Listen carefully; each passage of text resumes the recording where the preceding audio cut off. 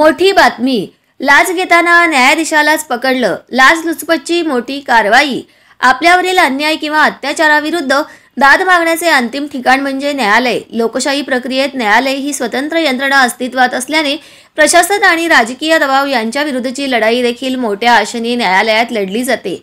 मात्र चक्क न्यायाधीश महोदयांनाच लाचलुचपत प्रतिबंधक विभागाने एसीबीने पकडल्याने राज्यात खळबळ उडाली आहे. साताऱ्यातील एका हॉटेलमध्ये सापळा रचून न्यायाधीश महोदयांना पोलिसांनी रंगेहात पकडले. त्यानंतर गुन्हा दाखल करण्यात आला असून पुढील प्रक्रिया सुरू आहे. विशेष म्हणजे न्यायालयाच्या आवारातच ही घटना घडली आहे. त्यामुळे सर्वसामान्यांच्या न्याय हक्काचं शेवटचं आश्वासक ठिकाण असलेल्या न्यायपालिकेवरील विश्वासाला देखील या घटनेनं तडा गेला आहे.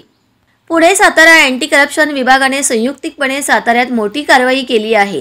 सातारा जिल्हा न्यायालयातील न्यायाधीश महोदयांविरुद्धच गुन्हा दाखल झाला आहे. जिल्हा व सत्र न्यायाधीश धनंजय निखम यांच्यासह तिघांना लाचलुचपत प्रतिबंधक विभागाने रंगेहात पकडले. त्यानंतर गुन्हा दाखल करून पुढील कारवाई सुरू आहे.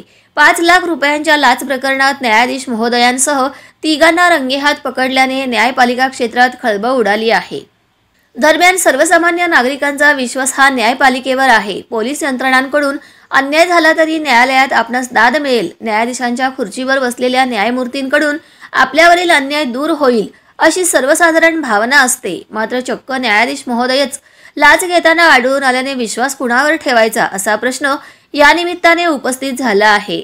पोलीस व प्रशासनातील भ्रष्टाचाराच्या घटना सातत्याने समोर आल्या आहेत.